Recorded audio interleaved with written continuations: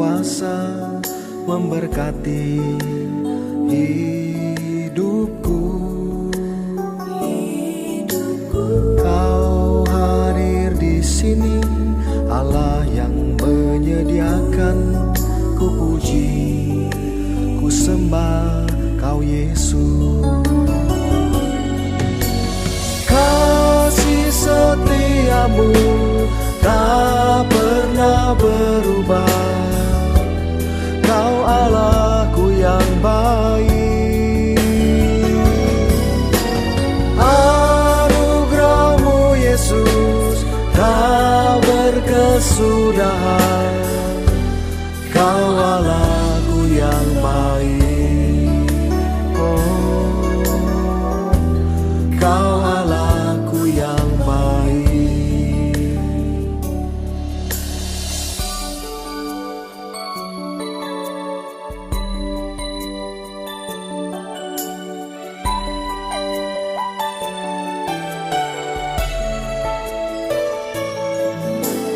Kau hadir di sini, Allah Maha Kuasa memberkati hidupku. Kau hadir di sini, Allah yang menyediakan. Ku puji, ku sembah Kau Yesus. Kasih setiamu tak pernah berubah. Kau Allahku yang baik. Anugerah-Mu Yesus tak berkesudahan. Kau Allahku yang baik. Oh, Kau Allahku yang baik. Kasih setiamu tak pernah berubah. Kau Allahku yang baik. Anugerah-Mu Yesus tak berkesudahan. Kau Allahku yang baik. Oh, Kau Allahku yang baik.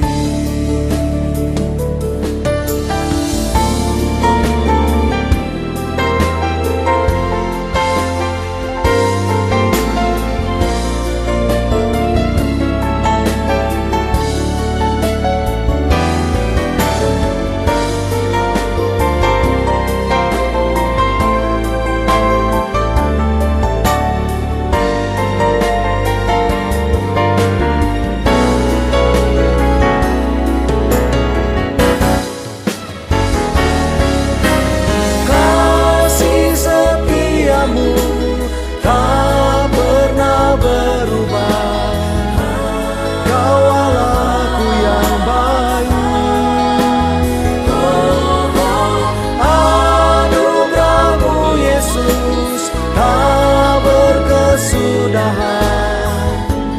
Kau Allahku yang baik. Oh, Kau Allahku yang baik. Kasih setiamu tak pernah berubah. Kau Allahku yang baik.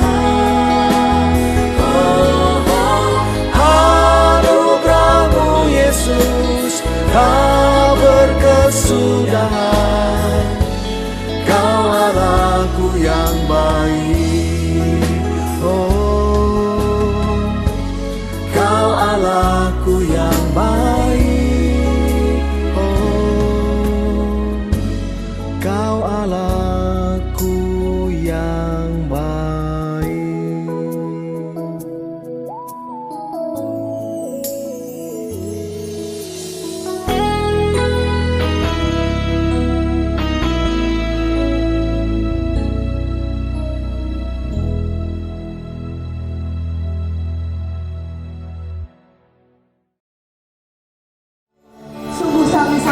membutuhkan Engkau di dalam kehidupan kami Tuhan.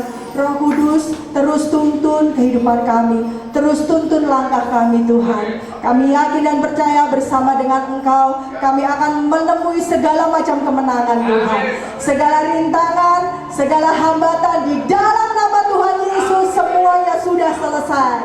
Amin. Yang mau terus memuji Tuhan, mau terus memuliakan Tuhan bersama dengan saya katakan, amin. Tuhan kita Allah yang dahsyat. Amin. Boleh berikan salam kemuliaan yang paling meriah buat Allah.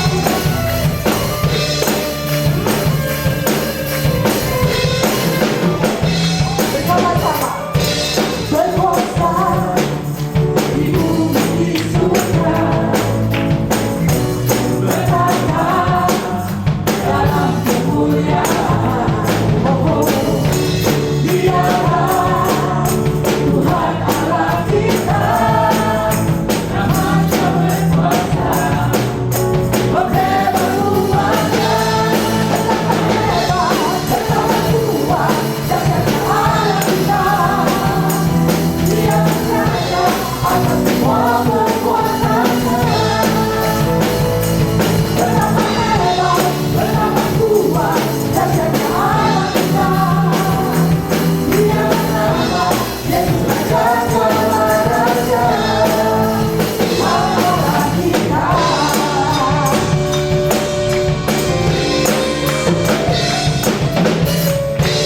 Berkuasa di bumi di surga,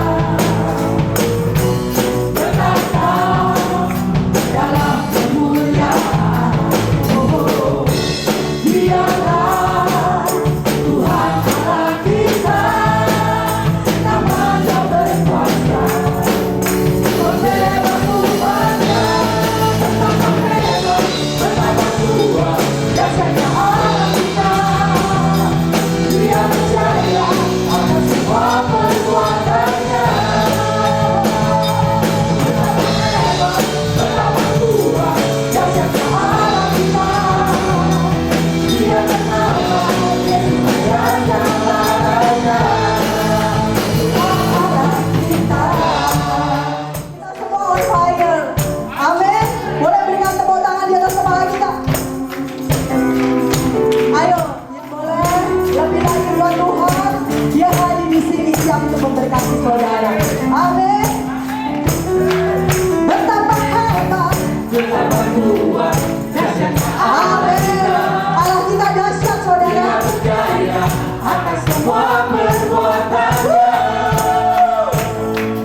Betapa hebat, betapa kuat, dahsyatnya Allah kita. Dia bernama Yesus segala raja. Betapa hebat, betapa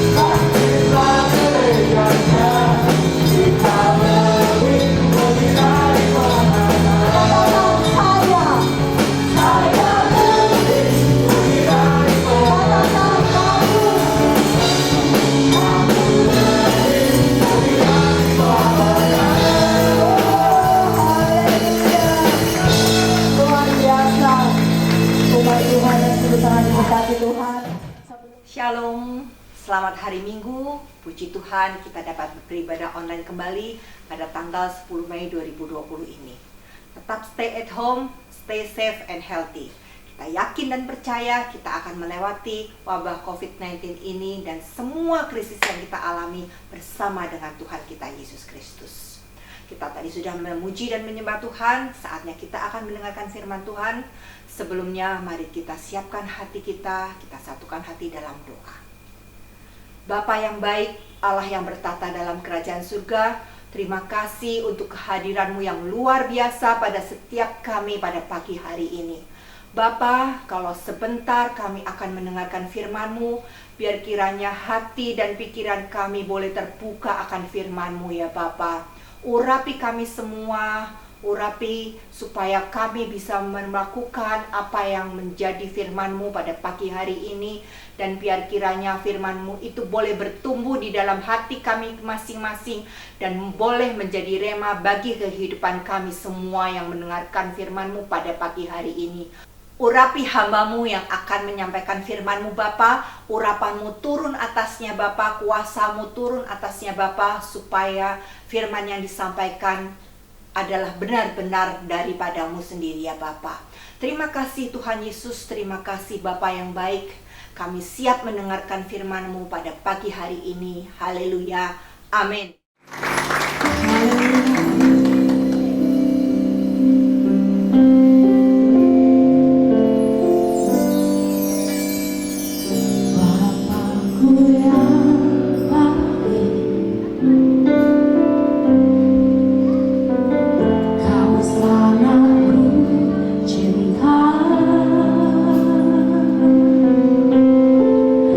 Lebih dari segala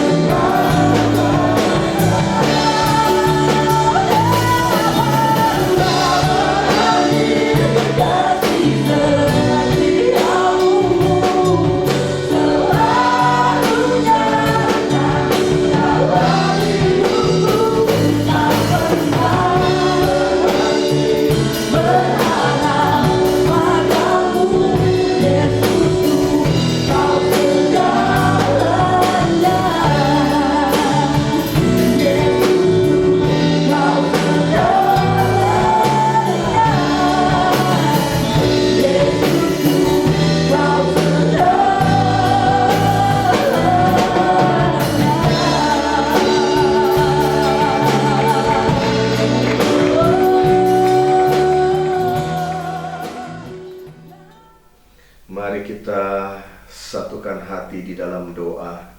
Kita sudah sama-sama memuji menyembah Tuhan. Ini saatnya kita sama-sama mau mendengarkan suara Tuhan, mendengarkan firman Tuhan pada minggu yang berbahagia ini. Mari saudaraku, kita buka kedua tangan kita sama-sama di hadapan Tuhan. Ya Aba, ya Bapa, yang kami kenal di dalam Kristus Yesus Tuhan kami. Kami mengucap syukur kalau hari ini kami boleh memuji menyembah Tuhan, kami boleh beribadah secara online. Dan saat ini Tuhan, hati kami telah siap untuk Kau taburi dengan benih firman-Mu. Mari Roh Kudus, Engkau sendiri yang melawat menjamah setiap kami. Urapi kami Tuhan, sehingga kami boleh mengerti apa yang menjadi isi hati Tuhan, dan kami boleh menjadi pelaku-pelaku firman-Mu ya Tuhan. Terima kasih Tuhan, kami menyerahkan pemberitaan firman Tuhan dalam ibadah online ini ke dalam tangan Tuhan. Terpujilah nama Tuhan Yesus sekarang sampai selama-lamanya. Haleluya. Sama-sama kita berkata, amin. Shalom saudaraku yang dikasihi oleh Tuhan. Kita ada di hari Minggu yang luar biasa ini, tanggal 10 Mei 2020. Kita boleh beribadah secara online kembali. Saya percaya ini adalah kesempatan yang Tuhan berikan bagi setiap kita, ya, untuk kita mengenal Tuhan lebih dan lebih lagi. Nah, saudaraku yang dikasihi oleh Tuhan, kita bersyukur untuk campur tangan Tuhan dan pemeliharaan Tuhan yang luar biasa atas kehidupan setiap kita.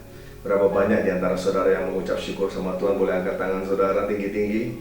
Beri dulu tepuk tangan meriah bagi Tuhan kita. Haleluya, haleluya. Beri kemuliaan meriah bagi Tuhan kita. Nah, saudaraku dikasih oleh Tuhan, kalau saudara juga rindu untuk diberkati dengan kebenaran firman Tuhan, saudara boleh melihat di YouTube channel kami, yaitu Bethany AOE Productions. Saudara bisa dapatkan video-video khotbah pengajaran yang ada selama ini, sehingga saudara juga boleh terus diperlengkapi dengan kebenaran firman Tuhan. Nah, bagi saudara yang rindu untuk berfellowship, ya, setiap hari kami mengadakan fellowship, ya, melalui Facebook Live. Saudara bisa mengikuti Facebook dari Gereja Bethany Indonesia Anointing Office, atau melalui Facebook Andreas Kurniawan. Saudara bisa mengikuti fellowship, di situ ada pengajaran-pengajaran firman, dan terlebih daripada itu kita juga berdoa, memuji dan menyembah Tuhan bersama-sama. Saya mengundang setiap Senin sampai dengan hari Sabtu pukul 19.30.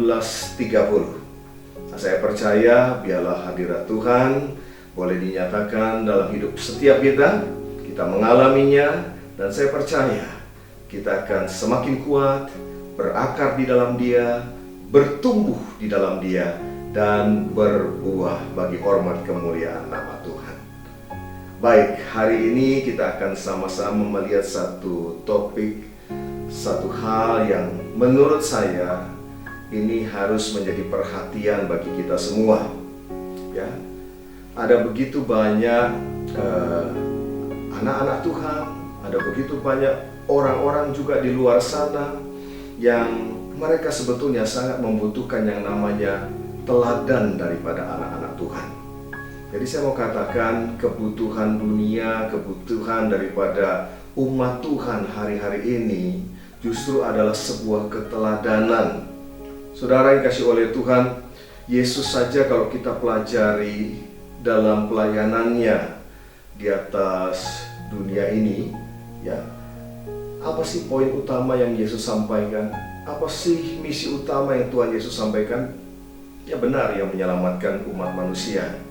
Tapi lebih daripada itu juga, Tuhan Yesus memberikan sebuah keteladanan hidup. Amin. Ada keteladanan hidup yang diberikan oleh Tuhan kepada murid-muridnya, dan tentu saja kepada kita semua yang juga adalah murid-murid Tuhan. Ya, siapa setuju bahwa kita adalah murid Tuhan? Kalau setuju bilang yes. Kalau setuju bilang amin. Haleluya. Coba kita buka Yohanes pasal 13 ayat yang ke-15. Dalam Injil Yohanes pasal 13 ayat yang ke-15, Tuhan Yesus berkata kepada murid-muridnya demikian, sebab aku telah memberikan suatu teladan kepada kamu, supaya kamu juga berbuat sama seperti yang telah kuperbuat kepadamu. Ya, coba saudara perhatikan di sini. Yesus berkata, aku telah memberikan suatu teladan, hipodeima, ya, artinya apa? Pola. Aku telah memberikan suatu pola kepada kamu, supaya kamu juga berbuat sama seperti yang telah kuperbuat kepadamu. Ini adalah statement daripada Tuhan sendiri, bukan? Dan ia sungguh-sungguh melakukan apa yang ia nyatakan. Ia memberikan pola. Pola apa? Pola kehidupan, pola pelayanan. Ia berikan kepada murid-muridnya, kepada orang banyak. Dan Tuhan berkata, kamu juga harus berbuat sama seperti yang aku perbuat. Ya, kita tahu bahwa firman Tuhan sendiri dalam 1 Yohanes pasal yang kedua ayat yang ke-6 berkata demikian, kan? Barang siapa mengatakan bahwa ia ada di dalam Dia, ia wajib hidup sama seperti Kristus telah hidup. Saya ulangi sekali lagi. Barang siapa mengatakan bahwa ia ada di dalam Dia, ia wajib hidup. Ya, garis bawahi kata wajib. Wajib hidup sama seperti Kristus telah hidup. Artinya kalau hari ini saudara berkata saya adalah milik Tuhan, saya adalah umat Tuhan, saya adalah biji mata Tuhan, ya, maka tidak bisa tidak. Firman ini seharusnya menjadi kenyataan tiap-tiap hari dalam kehidupan kita, yaitu kita hidup sama seperti Kristus hidup. Yang setuju berkata amin. Ya, coba renungkan dulu sampai dengan hari ini, bagaimana kita menjalani hari-hari kehidupan kita. Apakah firman ini sudah menjadi bagian dari kehidupan kita yang kita nyatakan di tengah-tengah dunia ini, ataukah belum? Nah, saudaraku dikasih oleh Tuhan, Rasul Paulus sendiri sangat menekankan pentingnya keteladanan dalam hidup. Ya, itulah sebabnya ia menuliskan firman Tuhan kepada jemaat di Korintus dalam 1 Korintus pasal yang keempat, ayat yang ke-15 sampai dengan ayat yang ke-16. Saya akan bacakan bagi Bapak Ibu Saudara sekalian. 1 Korintus pasal yang keempat, ayat yang ke-15 sampai dengan ayat yang ke-16. Firman Tuhan berkata demikian. Sebab sekalipun kamu mempunyai beribu-ribu pendidik dalam Kristus, kamu tidak mempunyai banyak bapa. Karena akulah yang dalam Kristus Yesus telah menjadi bapamu oleh Injil yang kuberitakan kepadamu. Ayat 16. Sebab itu aku menasihatkan kamu, turutilah teladanku. Nah, menarik sekali bukan? Rasul Paulus, seorang rasul yang dipakai Tuhan dengan luar biasa, ketika dia menyampaikan firman Tuhan kepada jemaat di Korintus, jelas menyampaikan bahwa dia adalah bapa secara rohani tentu saja bagi umat Tuhan yang ada di Korintus, bapa di dalam Kristus. Dan satu statement yang juga sangat menarik dan sangat penting yang harus kita cermati adalah Paulus berkata begini, turutilah teladanku. Dengan kata lain, Rasul Paulus mengerti betul hakikat daripada teladan atau pola, sama seperti yang disampaikan oleh Tuhan Yesus. Dunia ini membutuhkan keteladanan. Umat Tuhan membutuhkan keteladanan dari bapak-bapak rohaninya, ya, dari para pemimpinnya, sangat dibutuhkan. Ya, itulah sebabnya dengan lantang, dengan sangat tegas, Rasul Paulus berkata, turutilah teladanku. Ya, saudara dikasih oleh Tuhan, coba kita renungkan dulu, ya, sebelum kita lebih lanjut. Hari-hari ini, apakah kita juga sudah berbuat seperti yang dilakukan oleh Kristus Yesus? Apakah kita juga sudah memberikan teladan kepada orang lain? Ini kan harusnya menjadi bahan perenungan buat kita. Ya, Ya, sebagai Kristen di akhir zaman ini, sudahkah kita meneladani Kristus Yesus? Yang kedua, sudahkah kita menjadi teladan bagi orang lain dalam perkara mengiring Tuhan, dalam perkara kita mengikut Yesus, menjadi murid-murid Tuhan Yesus? Ya, teladan apa yang orang lain bisa ikuti dari setiap kita?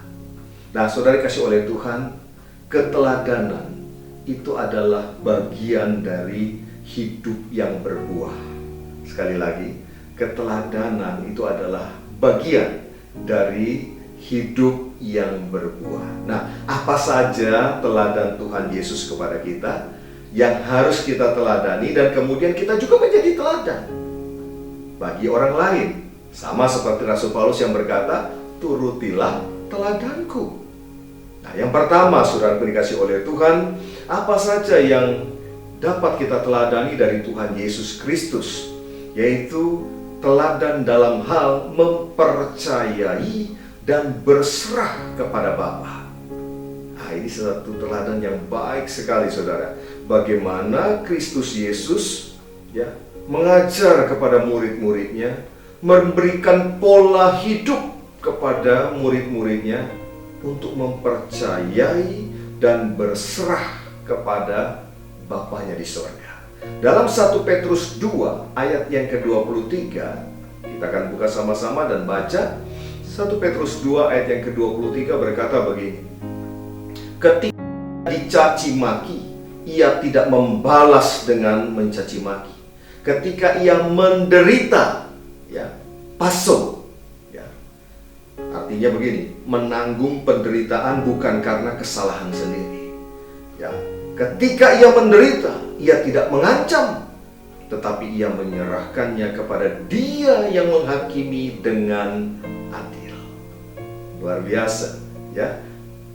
Satu keteladanan untuk percaya dan berserah kepada Bapa. Jadi ketika Yesus sendiri mengalami yang namanya tadi dianiaya, dicaci maki, menderita, ya, menderita menggunakan kata paso tadi punya arti menanggung penderitaan yang bukan karena kesalahan sendiri. Dan Tuhan Yesus tidak salah apa-apa.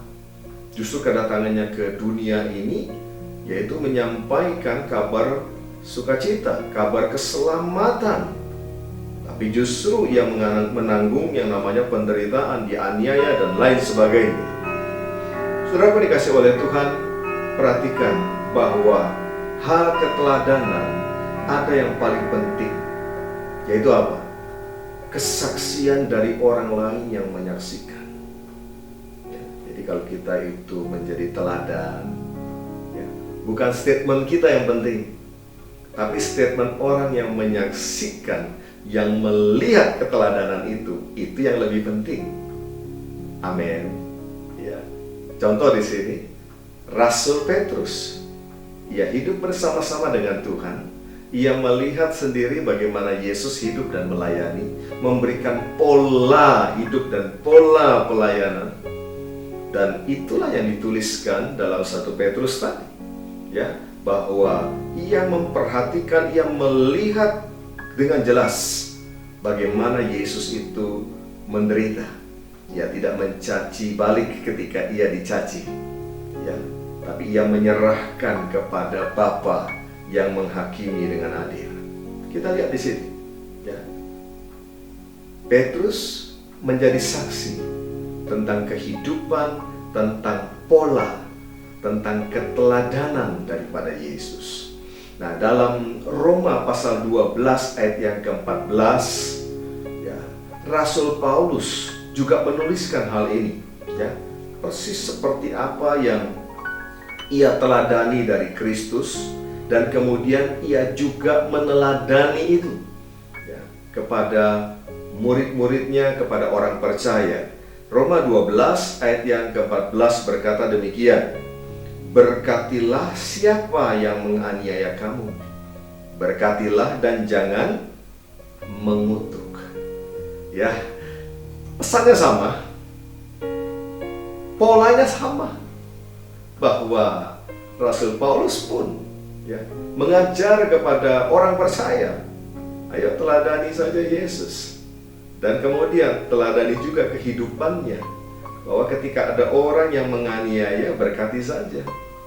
Ya, ketika ada orang yang mengutuk, berkati saja. Jangan balas kejahatan dengan kejahatan. Amin. Ya, saudaraku dikasih oleh Tuhan. Dan di sini Tuhan Yesus memberikan satu teladan bahwa Ia mempercayai penuh Bapanya. Bapa punya rencana yang terbaik bagi hidupnya. Bapa punya rencana yang terbaik dalam pelayanannya. Itulah sebabnya Ia menyerahkan penuh. Bapak Ibu dikasih oleh Tuhan, saudara-saudaraku, di hari Minggu yang berbahagia ini, coba kita renungkan bagaimana dengan hidup kita sampai dengan hari ini. Kalau Tuhan periksa hidup kita, kalau Tuhan hari ini memeriksa kehidupan saudara dan saya, apakah kita sudah meneladani Kristus? Dan sudahkah kita menjadi teladan bagi orang banyak, bagi orang lain dalam hal ini berserah dan mempercayai Tuhan? Ataukah orang melihat sebaliknya? Sudah lama menjadi orang Kristen, setiap kali masuk gereja, setiap kali dengar khotbah, tetapi ternyata dalam realitanya tidak sungguh-sungguh mempercayai Bapa di sorga, tidak sungguh-sungguh berserah kepada Bapa di sorga. Coba ini jadi satu perenungan bagi kita di minggu hari ini, saudara, supaya ada sesuatu yang harus kita rubah kalau memang kita belum ada dalam posisi seperti itu. Itu yang pertama. Jadi keteladanan apa saja yang bisa kita ambil dari Tuhan Yesus Kristus? Yaitu yang pertama, teladan dalam hal mempercayai dan berserah kepada Bapa. Yang kedua, teladan apa lagi? Teladan dalam hal pengampunan. Saudara yang dikasihi oleh Tuhan, Yesus mengajar tentang pengampunan, dan Ia memberikan teladan hebat tentang hal itu. Bukan saja ketika Ia melayani lalu bertemu dengan orang-orang yang harus diampuni, tapi saya melihat ada satu teladan hebat yang luar biasa ketika Ia ada dalam puncak kesengsaraannya. Ketika Ia ada di atas kayu salib, apa yang Ia katakan? Bapa, ampunilah mereka, sebab mereka tidak tahu apa yang mereka perbuat. Dengan kata lain, Yesus memohonkan pengampunan dari Bapa. Artinya apa? Yesus sendiri pun sudah mengampuni mereka. Tidak ada sakit hati, tidak ada dendam dan lain sebagainya. Yesus pun sudah mengampuni. Dan berulang-ulang kali itu yang ditunjukkan Yesus dalam pelayanan. Sekalipun orang melakukan hal yang tidak berkenan, Ia mengampuni mereka. Saudaraku, ada sebuah catatan penting ketika kita mengampuni. Ini yang menjadi pengalaman dalam kehidupan saya. Saya mau katakan gini, mengampuni itu bukan karena orang yang mau kita ampuni itu layak untuk diampuni. Sekalipun ia tidak layak diampuni karena begitu besar kesalahannya, tapi kita tetap harus mengampuni karena satu perkara, kita pun sudah lebih dahulu diampuni oleh Bapa. Jadi pengampunan tidak tergantung kepada orang itu layak diampuni, orang itu layak untuk dibebaskan. Tidak ada sangkut pautnya dengan orang itu. Pengampunan kita berikan sesuai dengan firman Tuhan, oleh karena kita pun orang-orang yang harusnya tidak layak diampuni sudah lebih dahulu diampuni oleh Bapa di sorga. Yang sungguh menyadari hal ini, katakan bersama, amin. Saudara, seringkali orang berkata begini, baik Pak, saya paham tentang firman ini, tapi saya tidak mau lakukan sekarang. Nanti aja, bulan depan aja, nanti 2 bulan lagi, nanti 1 tahun lagi. Sebab kalau sekarang saya ampuni, nanti keenakan orangnya, nanti besar kepala dia, biar dia dapat satu pelajaran dari masalah ini. Saya mau berkata, semakin kita menunda hal itu, sebetulnya kita sedang membuat hidup kita sangat menderita.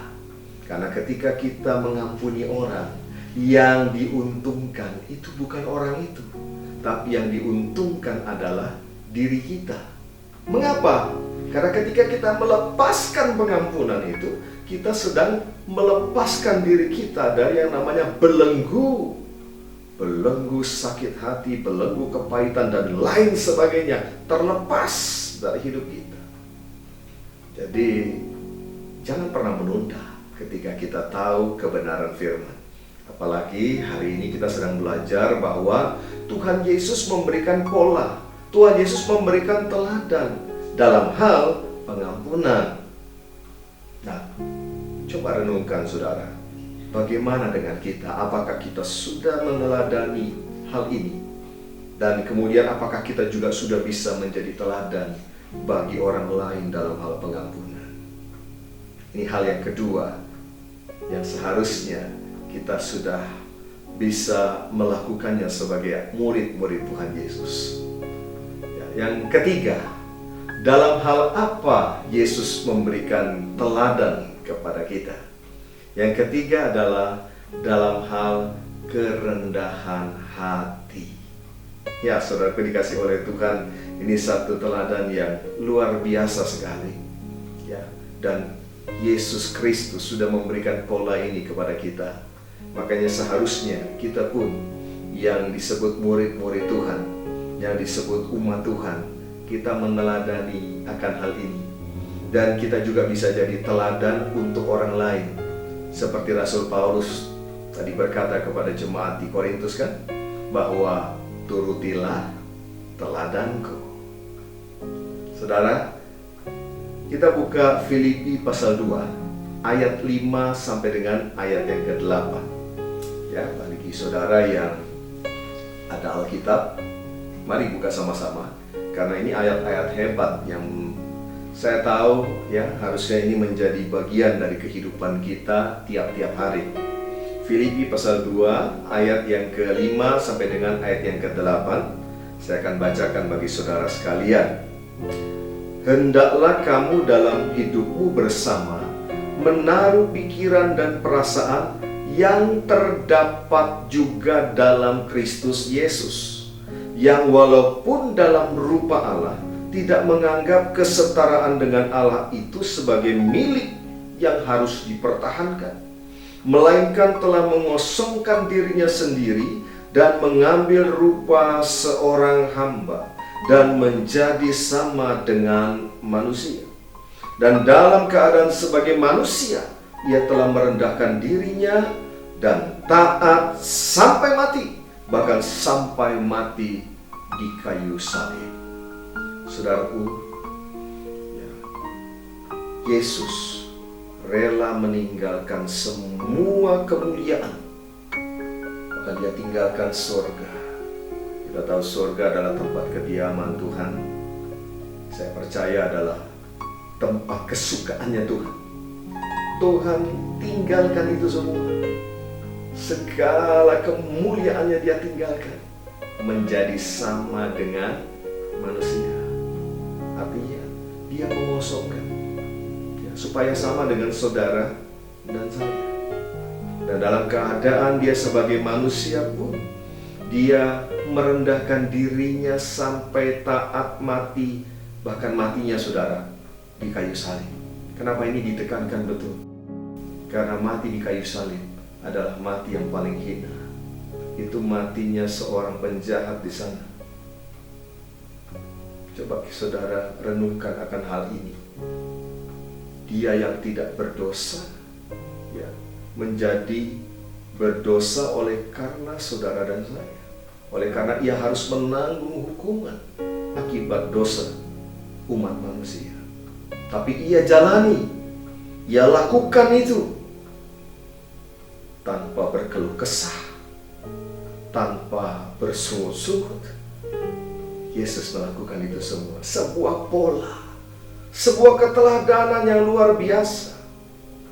Padahal kita tahu kan, Yesus itu penuh kemuliaan. Sebab Yesus dengan Bapa itu sendiri adalah satu, saudara. Dia adalah pencipta. Amin. Saudara tahu ketika saudara berkata Yesus Tuhan, apa artinya? Tuhan itu dari asal kata kurios. Kurios itu punya arti, saudara, pemilik hidup kita. Yang kedua, penguasa tunggal atas hidup kita. Luar biasa. Tapi ya tinggalkan itu semua. Lalu apa? Menjadi sama dengan saudara dan saya. Kerendahan hatinya yang begitu luar biasa membuat, tadi kita udah baca sama-sama ya, di dalam Filipi pasal 2 ya, Allah sangat meninggikan dia. Bahkan Tuhan Bapa di sorga mengaruniakan kepadanya nama di atas segala nama. Kemuliaan yang luar biasa. Sehingga di bawah kolong langit ini tidak ada seorang pun yang dapat selamat selain di dalam nama Yesus. Sebuah keteladanan yang luar biasa ya. Posisi, jabatan, status, kedudukan, keturunan, darah biru, kekayaan, dan lain sebagainya. Itu bukan sesuatu yang harus dipertahankan dalam perkara mengikut Tuhan, dalam perkara hidup benar di hadapan Tuhan. Justru jangan sampai semuanya itu menjadi ilah-ilah di dalam kehidupan kita. Yang akhirnya didapati begini, saudara, ada begitu banyak orang yang sangat sulit untuk meneladani Tuhan, sangat sulit untuk menjadi teladan bagi orang lain karena terikat dengan hal ini. Posisi, jabatan, status, kedudukan, keturunan, kekayaan, dan lain-lain sudah menjadi ilah-ilah dalam kehidupannya. Ilah-ilah modern yang akhirnya membuat mereka tidak akan pernah bisa hidup sama seperti Kristus hidup. Nah, bagaimana dengan kita? Sudahkah kita meneladani akan hal ini? Sudahkah kita meneladani Kristus dalam hal kerendahan hati? Yang pada akhirnya kita bisa menjadi teladan bagi orang lain. Ataukah kalau hari ini Tuhan periksa, ternyata yang ada bukan kerendahan hati, justru tinggi hati, yang pada akhirnya kita tidak bisa menjadi teladan bagi orang lain. Karena apa? Karena ternyata kita jauh daripada pola yang Yesus ajarkan. Saya meyakini begini, kenapa Rasul Paulus dengan lantang, dengan begitu berani berkata, turutilah teladanku. Karena satu hal, karena Rasul Paulus pun sudah meneladani Yesus. Sekali lagi, kenapa Rasul Paulus berani berkata kepada jemaat di Korintus bahwa turutilah teladanku? Artinya dia sedang berkata, ayo lihat teladan hidupku, lihat pola hidupku. Mengapa demikian? Karena Rasul Paulus, dia juga sudah meneladani Yesus Kristus Tuhan. Amin. Saudara dikasih oleh Tuhan, itu yang ketiga ya. Apa saja yang Tuhan Yesus berikan teladan kepada kita? Yang pertama tadi, ya, Yesus memberikan teladan dalam mempercayai dan berserah kepada Bapa. Yang kedua, Yesus memberikan teladan bagi setiap kita dalam hal pengampunan.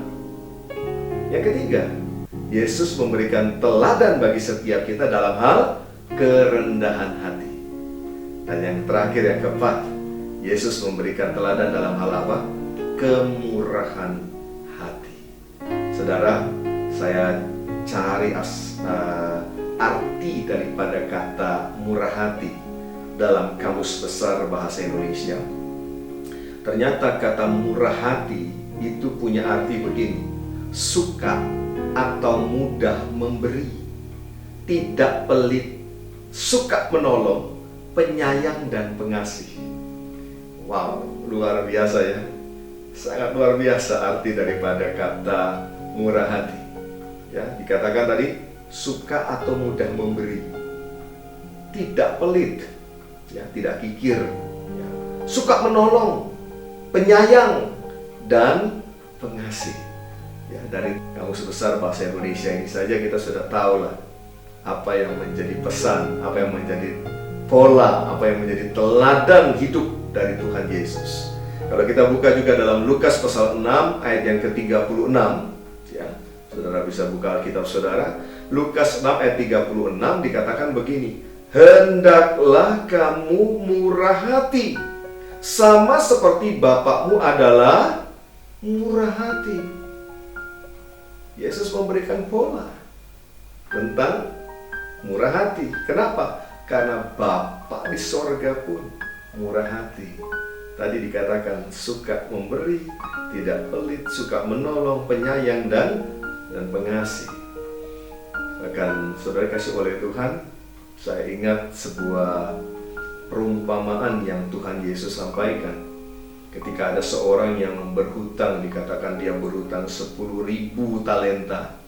Lalu kemudian dia tidak mampu untuk membayarnya. Lalu dia mohon kepada yang memberikan pinjaman, yaitu raja pada waktu itu, untuk diampuni. Dan dalam perumpamaan itu Yesus berkata, raja itu bermurah hati. Dia murah hati, lalu kemudian ia membebaskan sama sekali hamba itu dari pinjamannya. Dengan kata lain, dia dianggap lunas. Luar biasa kan? 10.000 talenta hutangnya. Dan ketika orang yang dibebaskan itu keluar dari istana raja, dia bertemu dengan sahabatnya sendiri yang punya utang kepada dia. Tidak banyak, cuma 100 dinar. Tidak banyak, ya. 100 dinar pada waktu itu upah satu orang bekerja itu 1 dinar per hari, saudara. Nah, dia berutang cuma 100 dinar kepada orang yang baru dibebaskan ini. Dan apa yang terjadi? Sahabatnya itu sudah mohon supaya diberi kelonggaran, ya dikasih inilah apa namanya masa tenggang waktu, ya kan, supaya jangan suruh melunasi dulu, ya kurang lebih kayak sekarang inilah ya, di masa-masa pandemi COVID-19 ini kan ada begitu banyak kan, ya diminta oleh pemerintah supaya diberikan kelonggaran. Nah, apa yang terjadi? Ternyata orang yang baru saja dibebaskan dari utangnya yang 10.000 talenta ini, ketika sahabatnya ini minta kelonggaran, dia justru menyeret sahabatnya ini ke penjara dan dijebloskan ke dalam penjara untuk utang yang hanya 100 dinar. Supaya saudara tidak bingung, saya kasih gambaran ya, bahwa 1 talenta itu pada waktu itu adalah 10.000 dinar. Jadi kalau 10.000 talenta itu artinya 100 juta dinar. Ya. Bayangkan 100 juta dengan 100 dinar. Yang 100 juta dinar saja dibebaskan, tapi justru yang 100 ini dipermasalahkan, dikejar, bahkan dijebloskan ke dalam penjara. Lalu dalam perumpamaan itu Tuhan Yesus menyampaikan bahwa akhirnya raja yang membebaskan yang 10.000 talenta tadi dengar apa yang dilakukan oleh hamba ini. Dan akhirnya hamba itu dipanggil, lalu kemudian diserahkan kepada algojo-algojonya untuk melunasi hutangnya yang 10.000 talenta. Saudara dikasih oleh Tuhan, Tuhan sedang memberikan sebuah pola. Kalau yang besar saja, ya Tuhan itu nggak perhitungkan. Masakan kita ketika berhadapan dengan sesama kita yang hanya mungkin berhutang tidak terlalu banyak, kita tidak bisa memberikan kemurahan hati. Kita belajar sesuatu, saudara. Ya, apakah kita juga sudah seperti Yesus, dikenal murah hati, atau baru sekedar murah senyum? Ya. Jangan kita terlalu senang kalau kita baru sampai dalam level murah senyum. Ya, karena Alkitab tidak ajarkan murah senyum. Firman Tuhan ajarkan murah murah hati. Saya berdoa kita semua bisa sama-sama meneladani pola yang Yesus berikan kepada kita. Dan pada akhirnya kita pun bisa menjadi teladan bagi orang-orang lain yang ada di sekeliling kita. Dalam hal ini, kemurahan hati. Saya ajak kita sama-sama membuka 2 Korintus pasal yang ke-8, ayat yang pertama sampai dengan ayat yang ke-5, ya. Sebagai ayat terakhir kita akan baca bersama-sama 2 Korintus pasal yang ke-8, ayat yang pertama sampai dengan ayat yang ke-5. Saudara-saudara, kami hendak memberitahukan kepada kamu tentang kasih karunia yang dianugerahkan kepada jemaat-jemaat di Makedonia. Selagi dicobai dengan berat dalam berbagai penderitaan, sukacita mereka meluap. Dan meskipun mereka sangat miskin, namun mereka kaya dalam kemurahan. Aku bersaksi bahwa mereka telah memberikan menurut kemampuan mereka, bahkan melampaui kemampuan mereka. Dengan kerelaan sendiri mereka meminta dan mendesak kepada kami, supaya mereka juga beroleh kasih karunia untuk mengambil bagian dalam pelayanan kepada orang-orang kudus. Mereka memberikan lebih banyak daripada yang kami harapkan. Mereka memberikan diri mereka pertama-tama kepada Allah, kemudian oleh karena kehendak Allah juga kepada kami. Ya, Rasul Paulus menuliskan kepada jemaat di Korintus apa yang kami dalam hubungannya dengan jemaat yang ada di Makedonia. Dan dikatakan sekalipun mereka itu juga dalam keadaan kesulitan. Ya, artinya saudara, sejak zaman dahulu, hari ini, ya bahkan sampai nanti yang akan datang, yang namanya penderitaan dan kesulitan dalam hidup itu selalu ada. Selalu ada. Tapi lihat di sini, jemaat di Makedonia, sekalipun mereka dalam penderitaan yang sangat berat, mereka tetap meluap-luap dalam sukacita untuk apa?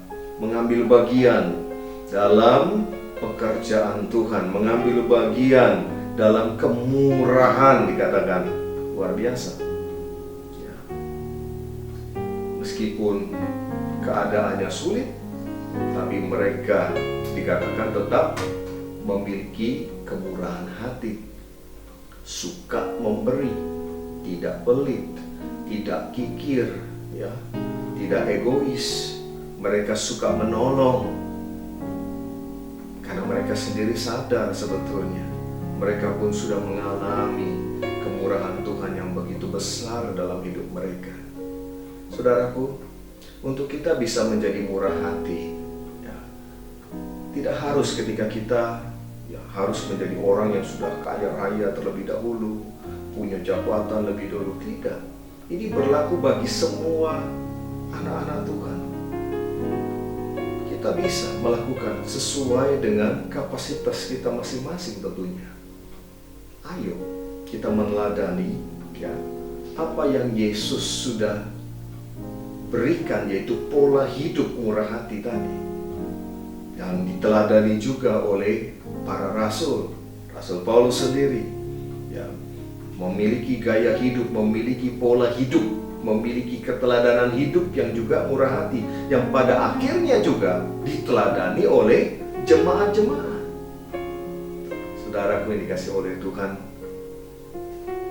tadi saya katakan yang namanya kesulitan, penderitaan, masalah akan selalu ada di sepanjang kehidupan kita. Tapi kesempatan kita untuk bermurah hati tidak selalu ada, kan? Oh iya. Jadi kalau ada kesempatan untuk kita bisa bermurah hati, untuk bisa berbagi dengan sesama kita, berbagi untuk menolong pekerjaan Tuhan dan lain sebagainya, gunakanlah itu dengan semaksimal mungkin. Jangan disia-siakan, ya. Sudahkah kita meneladani hal ini? Sudahkah kita juga menjadi teladan buat orang lain dalam hal kemurahan hati? Saudaraku yang dikasihi oleh Tuhan, keteladanan adalah bagian dari hidup yang berbuah. Berapa banyak saudara yang merindukan hidup saudara itu berbuah. Oh puji Tuhan, saya juga rindu. Apa sih arti berbuah? Berbuah artinya begini, melakukan perkara-perkara kekekalan. Berbuah itu bukan hanya untuk sementara di bumi ini, tidak. Berbuah itu selalu punya nilai kekekalan. Jadi apa yang kita buat itu diperhitungkan dalam kekekalan kita nanti. Itu yang akan menghasilkan mahkota bagi setiap kita. Bukankah pada akhirnya pekerjaan masing-masing orang akan diuji nantinya? Nah, saudaraku dikasih oleh Tuhan, keteladanan dalam hal apa saja yang seharusnya muncul dari kehidupan kita sebagai anak-anak Tuhan. Belajar dari Tuhan Yesus. Tuhan Yesus memberikan keteladanan dalam hal mempercayai dan berserah kepada Bapa. Tuhan Yesus memberikan keteladanan dalam hal pengampunan, dalam hal kerendahan hati, dalam hal kemurahan hati. Pertanyaannya begini, saudara, sudahkah kita meneladani itu? Dan sudahkah kita menjadi teladan bagi orang di sekeliling kita? Itu adalah bagian yang harus kita kerjakan. Karena firman Tuhan sudah kita baca tadi, barang siapa berkata ada di dalam dia, wajib hidup sama seperti Kristus hidup. Amin. Mari kita satukan hati di dalam doa. Berapa banyak di antara saudara yang sungguh mau meresponi firman Tuhan ini dan berkata, ya Tuhan, aku mau meneladani, aku akan mengikuti pola yang sudah Engkau ajarkan, dan aku mau Tuhan dalam hidupku aku juga menjadi teladan buat orang lain. Sebab hari-hari ini hari-hari terakhir, hari-hari di mana setiap kita orang boleh melihat ada Yesus dalam diri kita. Ini hari-hari terakhir di mana setiap kita harusnya menjadi saksi Kristus yang teruji dalam perbuatan-perbuatan kita. Mari kita satukan hati dalam doa. Kalau engkau mau meresponi firman Tuhan ini, mari buka kedua tanganmu di hadapan Tuhan. Bapa di sorga, kami sudah mendengarkan kebenaran firman-Mu pada hari ini Tuhan. Kami juga sudah belajar bagaimana Yesus memberikan pola hidup. Yesus memberikan keteladanan kepada murid-muridnya tentang mempercayai dan berserah kepada Bapa. Itulah sebabnya Ia menyerahkan segala sesuatu kepada Bapa di surga. Kami juga sudah belajar mengenai pengampunan Tuhan. Yesus memberikan teladan tentang mengampuni. Mengampuni bukan karena orang itu layak diampuni, tetapi karena kami Tuhan sudah lebih dahulu mendapatkan pengampunan daripada Tuhan. Yesus memberikan teladan dalam kerendahan hati, meninggalkan segala sesuatu, mengosongkan dirinya dan menjadi sama dengan manusia. Yesus juga memberikan keteladanan dalam kemurahan hati. Tuhan, kami mau Tuhan, kami mau setiap kami di minggu hari ini, kami sama-sama Tuhan, Engkau boleh koreksi, Engkau boleh periksa kehidupan kami. Apabila kami belum menjadi teladan-teladan di tengah-tengah dunia ini Tuhan, biarlah mulai hari ini Tuhan, kami mengambil satu keputusan untuk kami menjadi teladan-teladan yang meneladani Yesus dan menjadi teladan bagi banyak orang di tengah-tengah dunia ini. Mampukan kami ya Tuhan, berikan kami kemampuan ya Roh Kudus, Engkau yang ada di dalam setiap kami, mampukan setiap kami. Kami tidak akan menunda-nunda untuk melakukannya, karena kami tahu ini adalah hari-hari terakhir. Ini adalah saat-saat di mana kami harus menjadi pelaku-pelaku firman Tuhan, agar kemuliaan Tuhan boleh nyata dalam hidup setiap kami.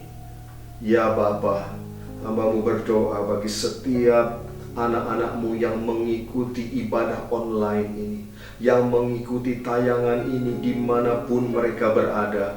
Biarlah kemurahan-Mu turun atas setiap anak-anak-Mu ya Tuhan. Dan Engkau sendiri yang memberi kemampuan kepada kami, bukan hanya jadi pendengar tapi jadi pelaku-pelaku firman-Mu. Ampunilah segala dosa dan kesalahan-kesalahan kami, pelanggaran-pelanggaran kami. Beri kesempatan yang baru bagi setiap kami Tuhan, untuk kami sungguh-sungguh mempraktekkan kebenaran firman Tuhan ini. Ya Bapa, hamba-Mu ini juga berdoa bagi setiap anak-anak-Mu dalam pekerjaan mereka, dalam usaha mereka. Di hari-hari ini Tuhan, berkatilah mereka juga, supaya mereka juga boleh menjadi berkat, menjadi saluran berkat. Mereka boleh bermurah hati kepada orang-orang yang ada di sekeliling mereka. Mereka bahkan juga bisa mendukung akan pekerjaan-pekerjaan Tuhan yang besar di tengah-tengah dunia ini. Berkatilah anak-anak-Mu Bapa, setiap rumah tangga, setiap keluarga anak-anak-Mu. Berkatilah ya Bapa, biarlah sukacita surgawi, keharmonisan ada di dalam setiap rumah tangga, ada di dalam setiap kehidupan keluarga anak-anak-Mu. Ya Bapa, siang hari ini juga kami teringat bangsa dan negara kami Indonesia. Kami mengangkat tangan kami berdoa bagi Indonesia. Biarlah kemurahan-Mu Tuhan tercurah atas Indonesia Tuhan. Indonesia ada di dalam tangan-Mu, Indonesia ada di dalam hati-Mu Tuhan. Bawa bangsa dan negara kami keluar dari krisis ini, keluar dari wabah ini Tuhan. Berikanlah kepada para pemimpin-pemimpin kami, mulai dari Bapak Presiden, Wakil Presiden, para pejabat dari pusat sampai ke daerah. Berikan hikmat yang datang daripada Tuhan. Dan biarlah Tuhan, semua menjalankan pemerintahan dengan hati yang takut kepada Tuhan. Terima kasih Tuhan, kami percaya kemuliaan Tuhan pasti tercurah atas Indonesia. Terima kasih buat ibadah yang boleh berlangsung pada saat ini. Kami boleh menaikkan doa, pujian, dan penyembahan kami kepada Tuhan. Kami bahkan sudah mendengarkan kebenaran firman Tuhan. Roh Kudus meteraikan ini semua di dalam hati setiap kami. Terima kasih Tuhan. Dan saatnya ya Tuhan, kami anak-anak-Mu, kami rindu Tuhan untuk menerima berkat daripada Tuhan. Mari kekasih-kekasih Tuhan, angkatlah kedua tanganmu tinggi di hadapan Tuhan. Arahkanlah hatimu kepada Bapa di surga, sumber segala berkat. Kekasih-kekasih Tuhan Yesus Kristus, lakukanlah apa yang menjadi firman Tuhan, dan biarlah kemuliaan Tuhan dinyatakan dalam kehidupanmu pribadi lepas pribadi. Terimalah berkat yang berlimpah-limpah di dalam nama Bapa, Anak, dan Roh Kudus, yaitu Tuhan Yesus Kristus, yang menyertai dan memberkati, memulihkan dan mengangkat kita semua, mulai saat ini sampai Maranatha, bahkan sampai selama-lamanya. Yang percaya sudah terima berkat Tuhan, sama-sama kita berkata, amin.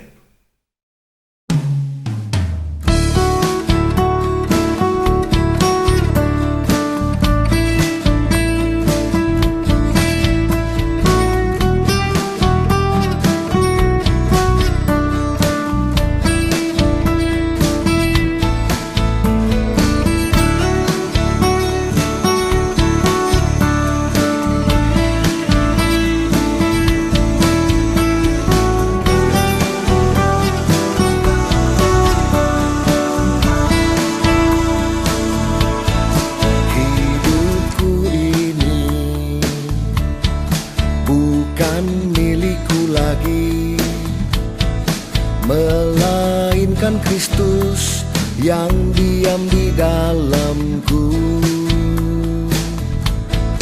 Ku jadi miliknya, ku hidup oleh Roh-Nya yang memimpinku terus untuk miliki buah dalam Roh. Kasih, sukacita, damai sejahtera, kesabaran, kemurahan, kebaikan, kesetiaan, kelemah lembutan, penguasaan diri.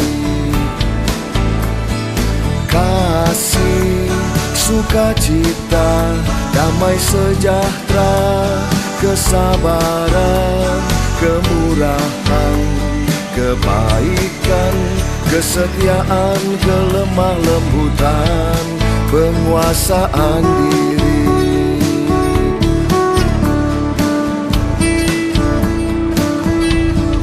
Hidupku ini bukan milikku lagi, melainkan Kristus yang diam di dalamku.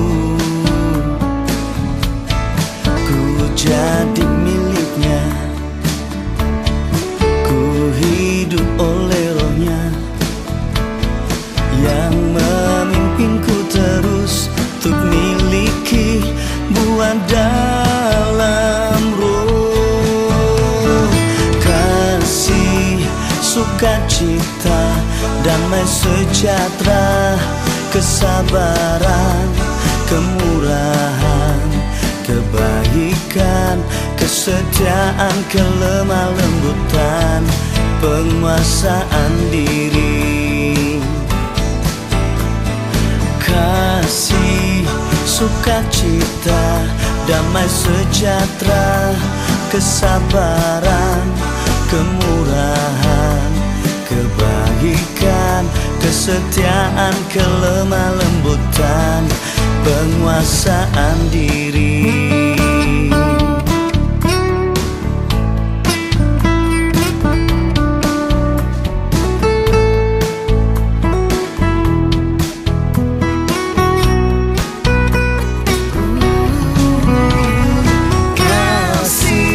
Sukacita, damai sejahtera, kesabaran, kemurahan, kebaikan, kesetiaan, kelemah lembutan, penguasaan diri. Kasih, sukacita, damai sejahtera, kesabaran,